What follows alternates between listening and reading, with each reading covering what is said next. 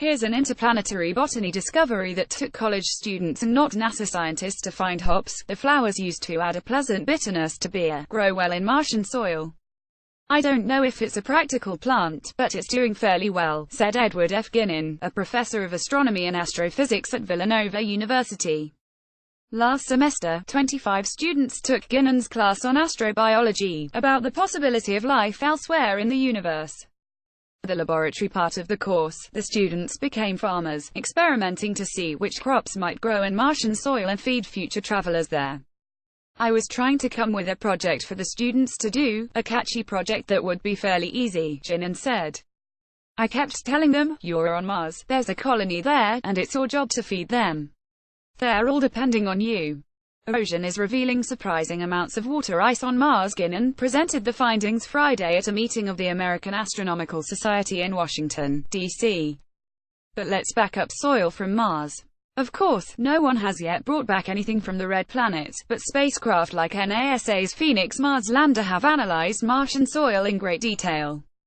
Based on those measurements, scientists have come up with a reasonably good reproduction on Earth, crushed basalt from an ancient volcano in the Mojave Desert. It's available for purchase, and Guinan bought 100 pounds. Martian soil is very dense and dries out quickly, perhaps better for making bricks than growing plants, which have trouble pushing their roots through. That includes potatoes, the savior food for the fictional Mark Watney in The Martian, the book by Andy Weir, and later a movie starring Matt Damon about a NASA astronaut stranded on Mars. A Martian landscape. College students at Villanova University have found that hops, leafy greens, carrots and scallions all could grow in an approximation of Martian dirt.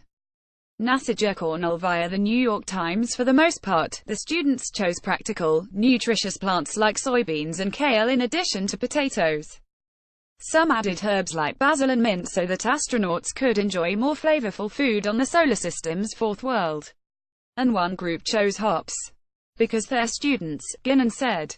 Martian beer. He vetoed marijuana. For the experiments, the students had a small patch of a greenhouse, with a mesh screen reducing the sunlight to mimic Mars' greater distance from the sun. What did fabulous in pure Martian soil was mesclun, a mix of small salad greens, even without fertilizer, Guinan said. When vermiculite, a mineral often mixed in with heavy and sticky earth soils, was added to the Martian stuff, almost all the plants thrived. Because astronauts would likely not be hauling vermiculite from Earth but might have cardboard boxes, Guinan also tried mixing cut-up cardboard into the Martian soil. That worked too.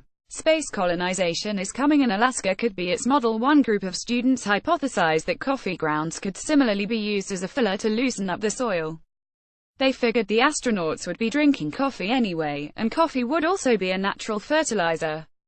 Also, it may help acidify Martian soil, said Elizabeth Johnson, a Villanova senior who took the class. Mars soil is alkaline, with a pH of 8 to 9, she said, compared to 6 to 7 on Earth.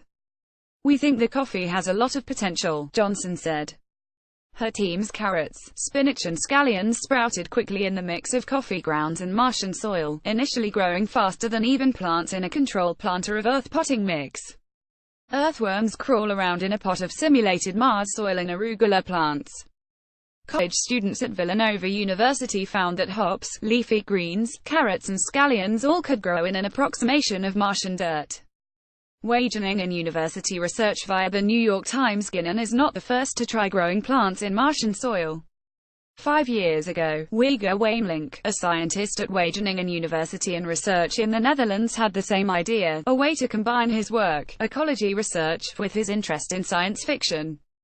The first round of experiments grew 14 types of plants including rye, tomatoes and carrots in Martian soil, simulated lunar soil and Earth soil. Almost all of the plants germinated, Wamelink and his colleagues reported. Like Guinan, Wamelink found that mixing organic material into Martian soil greatly improved plant growth. They verified that crops grown in Martian soil were equally nutritious and safe to eat. In 2016, the researchers hosted meals cooked from their research crops for more than 50 people who had supported the work with crowdfunding donations. Last year, they showed earthworms could live, even reproduce, in Martian soil. Future experiments might grow bamboo, which could also be useful on Mars. Not because we want panda bears over there, Wamelink said. The shoots are edible, and it's also a good building material, he said. One aspect that Guinan and Wamelink have not tackled yet is the presence on Mars of perchlorates, a poisonous chemical that causes thyroid problems in people. For safety, the simulated Mars soil leaves that out. It might be possible to rinse out the perchlorates, which are soluble in water. Bacteria that eat perchlorates might also be used to cleanse the soil. This semester, 2 Villanova astronomy students will perform follow-up experiments. That includes attempting to grow barley, the other essential ingredient for future Martian beer.